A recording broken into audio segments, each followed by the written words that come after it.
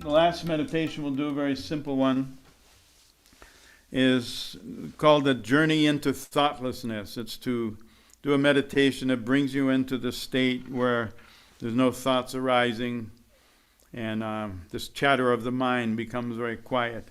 Again, we'll use the same mantra, wa, he, gu, ru. Your hands can be right over left, thumbs can be touching, just sitting in your lap. Very simple, just like that. And you're going to concentrate on this mantra at your third eye point, just above and between the two eyebrows. And don't even think about the breath. Breath is not a part, it's not a breath meditation. It's just you vibrate wa, he, gu, ru from the third eye point. Your eyes will be closed. And just let the breath become quiet on its own. And just vibrate this mantra. And just be in the stillness of your inner self. And project the mantra out to the third eye point. And just go into this space. You can do it up to 31 minutes. Build it slowly. You can start. We'll do it for, we have about 7 minutes. So we'll do it for about 7 minutes. Good amount of time. So just close your eyes. Be in that mudra. Concentrate the third eye. Very simple. Wa, he, gu, ru. Mentally, it's a silent meditation. And go ahead, begin.